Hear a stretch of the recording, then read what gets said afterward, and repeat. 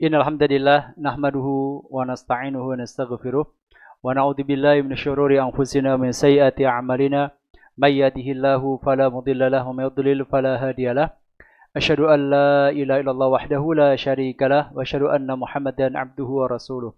Allahumma salli wa sallim wa barik ala sayyidina Muhammad wa ala alihi wa ashabihi ajma'in amma ba'd. Subhanaka la ilma lana illa ma 'allamtana innaka antal alimul hakim. Allahumma inna nas'aluka ilman nafi'an wa qalban khashi'an wa lisanan dzakiran wa amalan mutaqabbala. Bapak Ibu jamaah salat duhur Masjid Al-Badar yang dimuliakan Allah, segala pujian dan segala syukur kita panjatkan hanya kepada Allah atas segala nikmat dan karunia yang Allah limpah curahkan kepada kita semuanya yang tidak dapat kita nilai harganya. Salam dan salam semoga tambahkan kepada Nabi yang kita imani, Nabi yang kita cintai, Nabi yang selalu kita ikuti sunnah-sunnahnya dan kita harapkan syafaatnya, Nabi kita Nabi Muhammad sallallahu alaihi wasallam. Salam dan salam juga semoga tambahkan kepada keluarga beliau, para umat mukminin, seluruh sahabat, seluruh tabi'in dan seluruhnya termasuk kita di antaranya. Jemaah salat duhur Bapak Ibu yang dimuliakan Allah, pada kesempatan siang hari ini kita akan melanjutkan serial kajian kita yang bertemakan Manazilul Akhirah atau persinggahan akhirat. Pada kesempatan siang hari ini kita akan melanjutkan pembahasan yaitu persinggahan yang ketujuh. Lanjutan dari pembahasan kita di pertemuan yang lalu, kita telah menyelesaikan pembahasan persinggahan yang keenam yaitu tentang hisab. Nah, pada kesempatan siang ini kita akan melanjutkan pembahasan yang berikutnya setelah hisab di antara peristiwa yang akan kita alami, yang akan kita jalani adalah peristiwa ketika masing-masing kita diberikan buku catatan amal perbuatan kita.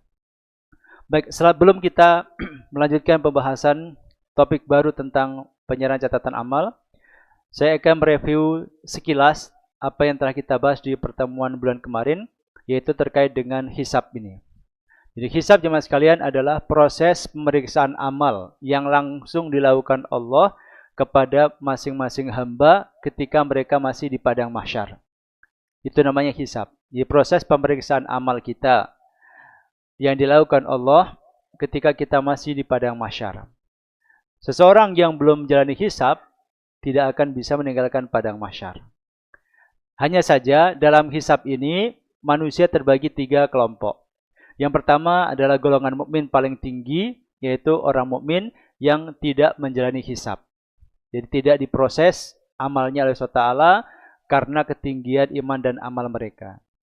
Di antara mereka seperti para nabi, para rasul, para syuhada, ini mereka orang-orang yang tidak dihisab. Ini golongan paling tinggi. Level kedua adalah orang mukmin yang hisabnya ringan. Dihisab tapi hisabnya ringan. Hisab ringan itu cirinya pertama dilakukan secara personal, satu-satu. Bukan di depan publik. Yang kedua, tertutup, tidak dilihat oleh siapapun kecuali Allah SWT. Yang ketiga, hisab ringan itu berakhir atau berujung pemberian ampun Allah SWT kepada orang mukmin. Maka karena Allah ampuni semua dosanya, semua kesalahannya, dia pun juga masuk surga tanpa mencicipi neraka sebagaimana kelompok pertama tadi. Hanya saja bedanya kelompok pertama tanpa hisab, kelompok kedua tetap dihisab, tetapi setelah dihisab Allah maafkan semua kesalahan-kesalahannya. Itu golongan kedua. Nah, golongan ketiga adalah orang yang hisabnya berat. Hisab berat itu ciri utamanya dilakukan di depan umum, di depan khalayak padang mahsyar, ditonton oleh semua orang. Kalau orang hisabnya kok di depan umum seperti itu tandanya dia akan menjalani hisab yang berat. Dan kalau orang hisabnya seperti itu juga tanda bahwasanya dia akan masuk ke dalam neraka.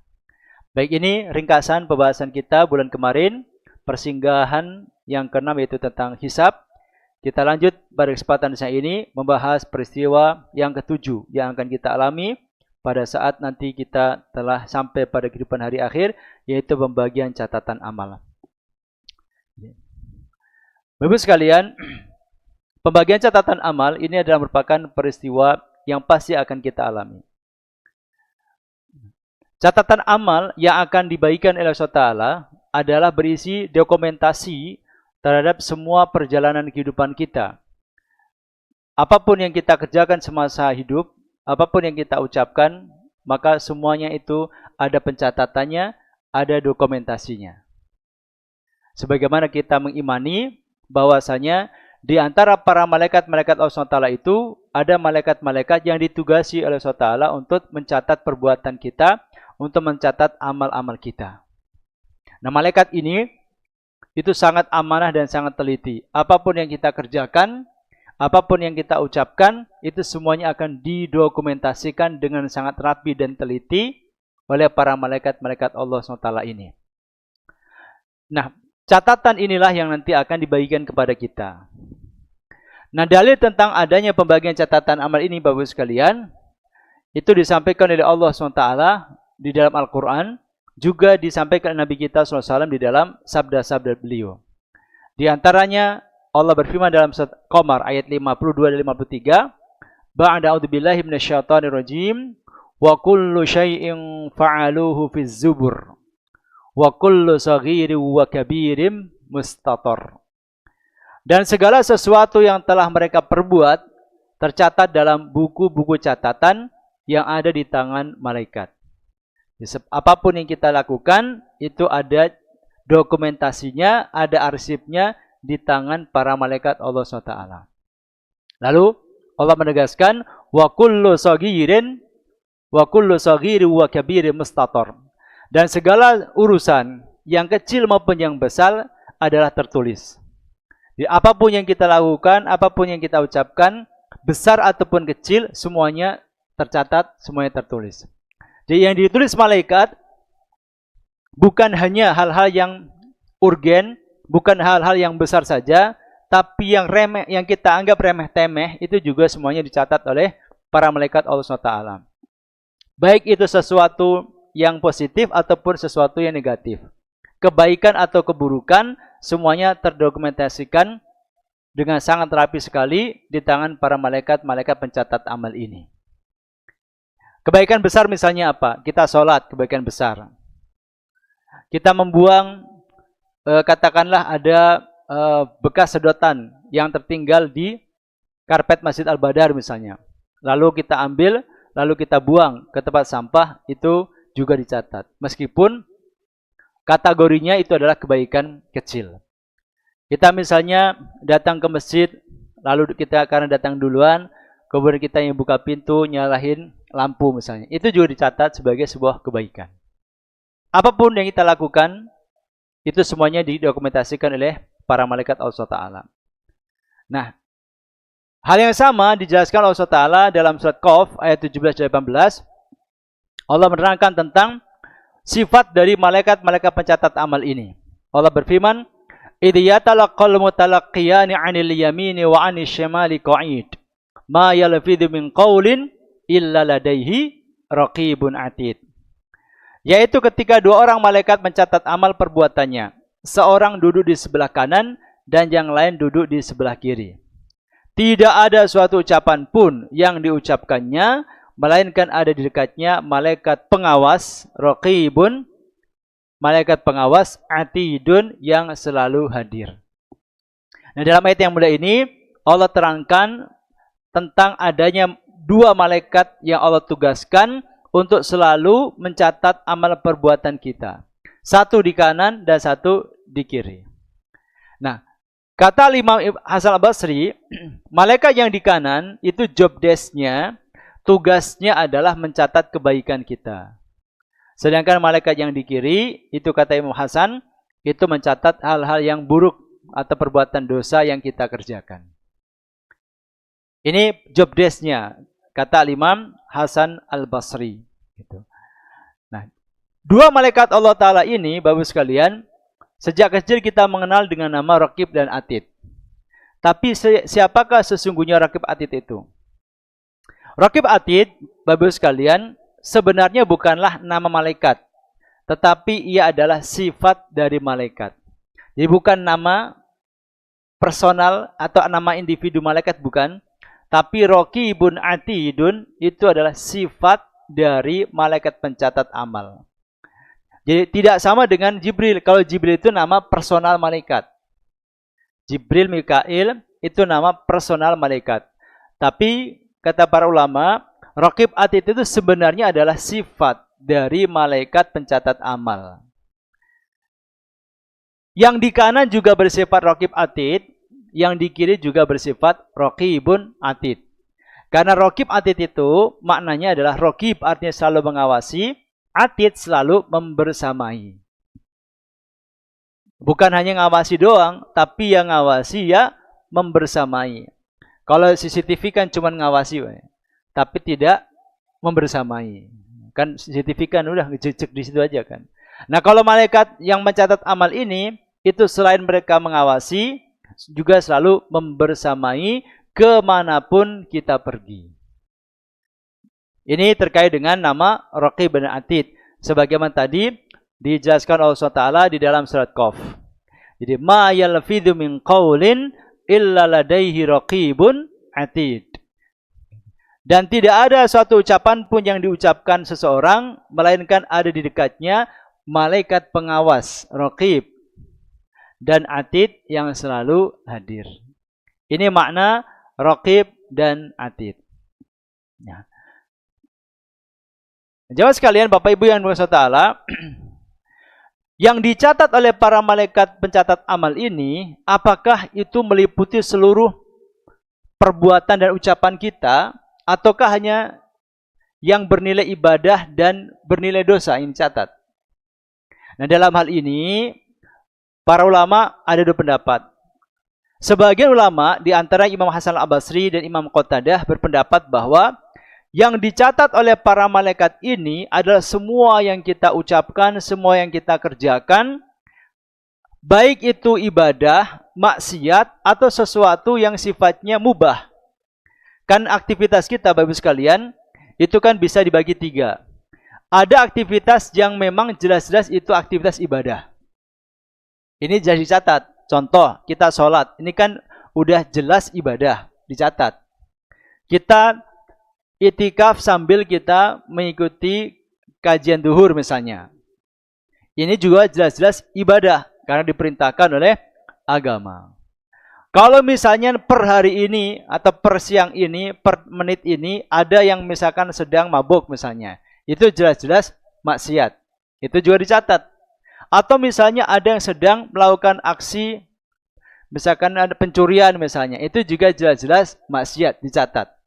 Tapi di luar ibadah dan maksiat, aktivitas kita juga terkadang aktivitas yang bukan ibadah, bukan maksiat. Yang oleh sebagian ulama diistilahkan dengan aktivitas yang mubah. Apa misalnya? Misalnya kita makan siang. Ini kan aktivitas mubah. Bukan ibadah tapi bukan maksiat. Kecuali kalau secara khusus kita niatkan saya makan siang, biar kuat dalam bekerja, kuat dalam ibadah. Baru bernilai ibadah karena ada niatnya. Tapi kalau sebatas saya lapar makan nggak berpahala, tapi juga tidak dosa. Atau misalnya kita nonton TikTok, scroll TikTok, nonton video-video lucu-lucu. Ini juga bukan ibadah tapi juga bukan maksiat, kategorinya mubah. Atau misalkan kita ketika weekend menyalurkan hobi kita, entah hobi melihara burung, atau goes, atau mancing ikan misalnya, itu juga mubah. Nah, apakah aktivitas seperti ini juga dicatat oleh malaikat? Kata Imam Hasan al-Basri, Imam Qatadah, ya dicatat juga. Jadi semua yang kita lakukan, semua yang kita ucapkan, termasuk canda cindi, ketawa ketiwi, itu juga dicatat oleh para malaikat Allah Subhanahu wa taala, tidak ada yang terlewatkan. Ini penjelasan Imam Hasan al-Basri, juga Imam Qatadah. Bahkan Bapak sekalian, ada sebuah pelajaran penting dari seorang ulama besar yang bernama Al-Imam Ahmad bin Hanbal. Imam Ahmad bin Hanbal itu ketika beliau tahu bahwasanya semua yang keluar dari mulut kita itu dicatat, beliau mengetahui keterangan ini dari Imam Tawus, seorang tabi'in. Setelah beliau, Imam Ahmad bin Hanbal tahu bahwasanya semua yang keluar dari mulut kita itu dicatat oleh malaikat, termasuk rintihan kita ketika sakit, maka sejak itu Imam Ahmad bin Hanbal itu tidak pernah merintih ketika sakit. Imam Ahmad mengatakan, yaktubul malaku kulla syai'in hattal anin. Malaikat akan mencatat segala sesuatu termasuk rintihan ketika sakit. Misalnya kita sakit kepala, pusing banget. Lalu kita, aduh. Rintihan kita saat kita pusing kayak gini, itu kata Imam Ahmad, mengutip pendapatnya Imam Tawus, itu juga dicatat oleh malaikat. Maka sejak beliau mengetahui tentang hal ini, Imam Ahmad itu tidak pernah lagi merintih ketika sakit. Kenapa? Beliau malu kalau nanti buku catatan amal itu banyak tulisan rintihan beliau ketika sakit. Ini kewaraan dari seorang ulama besar sekelas Imam Ahmad bin Hanbal. Nah, Bapak sekalian, bahkan yang dicatat malaikat itu bukan hanya perbuatan dan ucapan yang sifatnya lahiriah, tetapi yang bersifat batiniah seperti niat itu juga dicatat oleh malaikat. Jadi seseorang berniat itu juga dicatat oleh malaikat. Karena niat itu terkadang sudah mendatangkan pahala meskipun kita belum melaksanakannya. Sebagaimana diterangkan Nabi SAW di antara dalam hadis berikut ini. An Ibnu Abbasin radhiyallahu anhuma an Rasulillah sallallahu alaihi wasallam fi ma yarwihi an Rabbi tabaraka ta'ala qol. Innallaha katabal hasanati was sayyiat thumma bayyana dzalik. Faman hamma bihasanatin falam ya'malha katabahallahu indahu hasanatan kamilah. Wa in hamma biha fa'amilaha katabahullahu azza wa jalla indahu asyra hasanatin ila 700 dhi'fin ila adha'afin katsirah. Wa in hamma bi sayyi'atin falam ya'malha katabahullahu indahu hasanatan kamilah. Wa in hamma biha fa'amilaha katabahullahu sayyi'atan wahidah. Rawahul Bukhari wa Muslim. Artinya dari Ibnu Abbas radhiyallahu anhuma dari Nabi sallallahu alaihi wasallam tentang hadis yang beliau riwayatkan dari Rabbnya Azza wa Jalla, itu Allah Taala, Nabi SAW bersabda, sesungguhnya Allah telah menetapkan kebaikan-kebaikan dan keburukan-keburukan, kemudian menjelaskannya. Barang siapa berniat melakukan kebaikan, namun dia tidak jadi melakukannya, Allah tetap menuliskannya sebagai satu kebaikan sempurna di sisinya. Orang niat baik, tapi nggak jadi dikerjakan, itu sudah dapat pahala. Asal tidak jadinya dia melaksanakan sesuatu yang baik yang dia niatkan itu, asalkan alasan tidak jadinya itu adalah alasan yang dibenarkan oleh syariat. Misalnya apa? Lupa misalnya. Sakit misalnya. Nah, itu alasan-alasan yang disebut sebagai udzur syar'i. Udzur atau alasan yang dibenarkan oleh syariat. Tapi kalau pembatalannya karena malas, yang nggak dapat pahala. Gitu. Tidak mendapatkan pahala. Ini rumus pertama. Orang niat baik, nggak jadi dikerjakan, dapat pahala. Dicatat oleh malaikat niatnya ini. Yang kedua, jika ia berniat berbuat kebaikan kemudian mengerjakannya, maka Allah menulis di sisinya sebagai 10 kebaikan hingga 700 kali lipat, hingga kelipatan-kelipatan yang banyak. Niat baik jadi dikerjakan, maka pahalanya minimal 10, bisa sampai 700, bahkan bisa lebih dari itu. Misalnya, contoh gampangnya, Bapak-bapak yang siang ini duduk di Masjid Al-Badar ini, hadir dalam kajian duhur seperti ini kan pasti sebelumnya telah diniatkan. Mungkin diniatkan dari jam 11, mungkin diniatkan dari jam setengah 12, mungkin ada yang meniatkan dari pagi. Intinya pasti ada niat. Karena nggak mungkin kalau tanpa diniati, kemudian kita bisa sampai ke sini. Atau mungkin ada yang niatnya, katakanlah mungkin 5 menit sebelum kajian dimulai. Atau baru niat ketika diumumkan oleh MC. Tapi intinya ada niat, lalu dikerjakan. Nah, itu pahalanya minimal 10, bisa sampai 700, bahkan bisa lebih dari itu. Ini kemurahan Allah SWT. Yang ketiga, jika ia berniat melakukan suatu keburukan dan tidak jadi dilaksanakan, maka dicatat baginya satu kebaikan.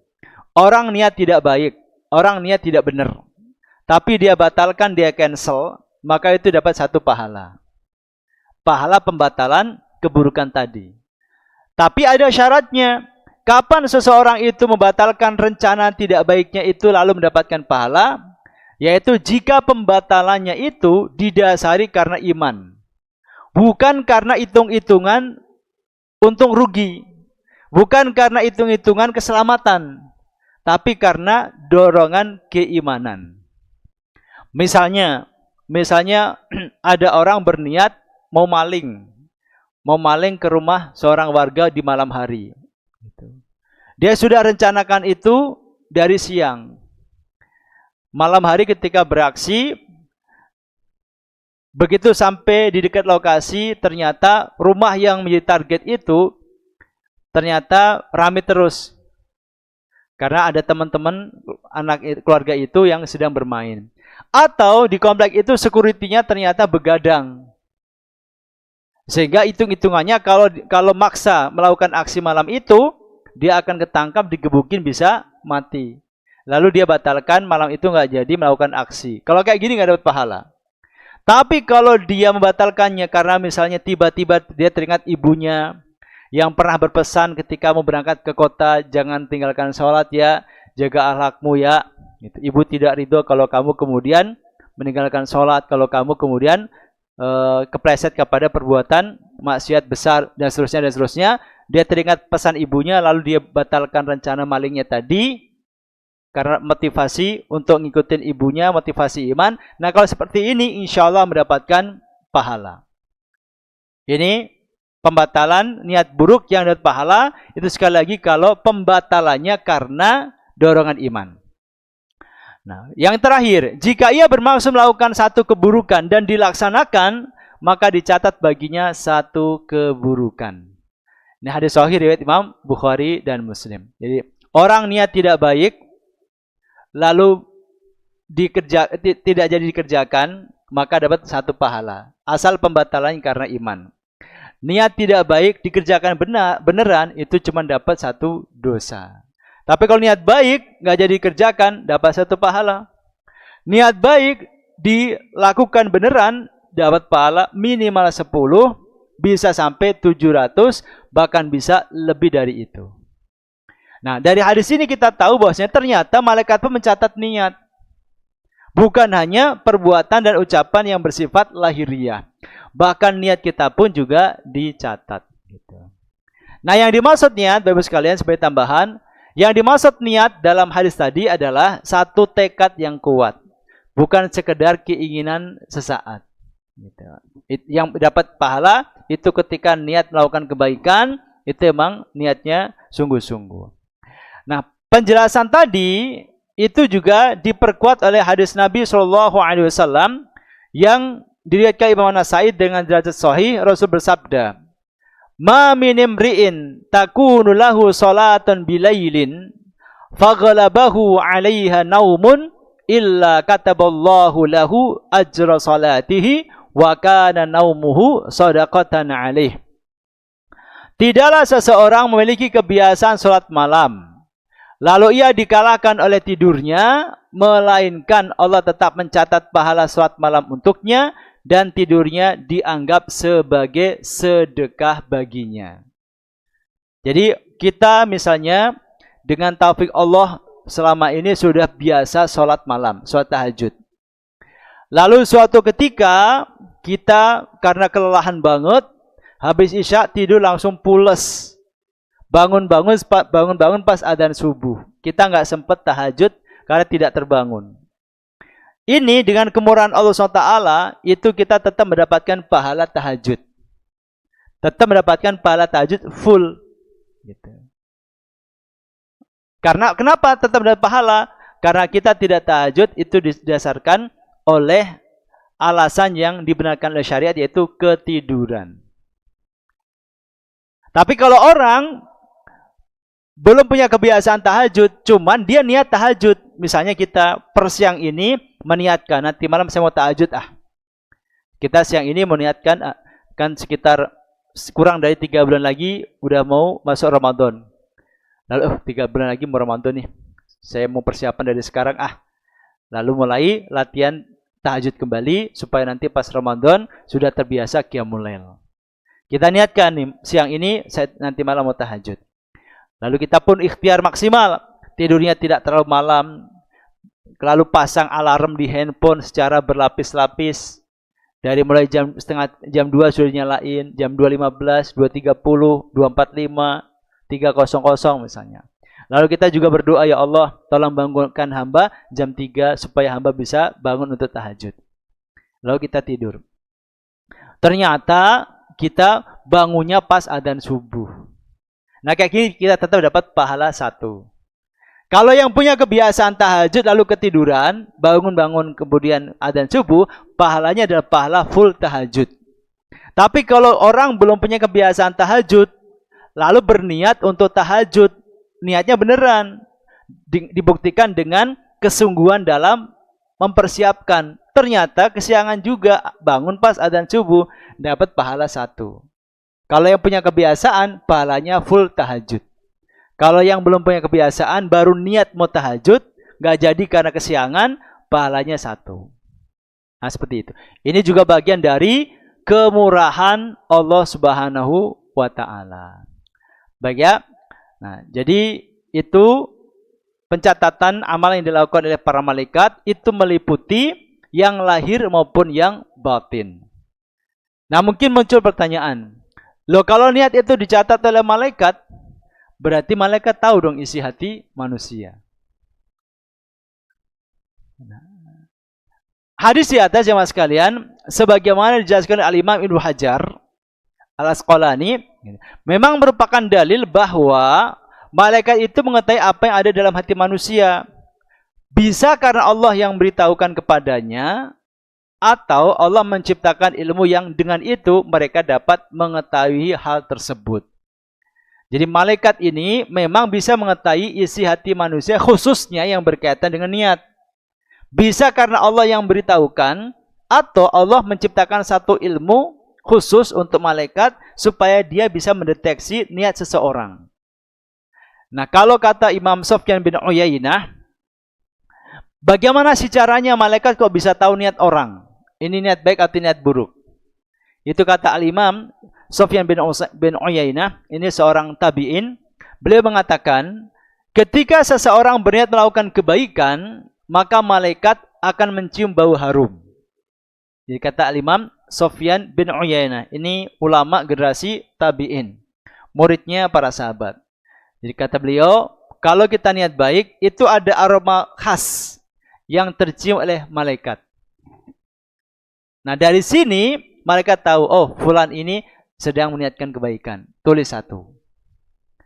Sebaliknya kalau kita punya niatan tidak baik, malaikat mencium bau khas, bau tidak sedap, indikasi ini adalah niat tidak baik yang muncul dari hati si X.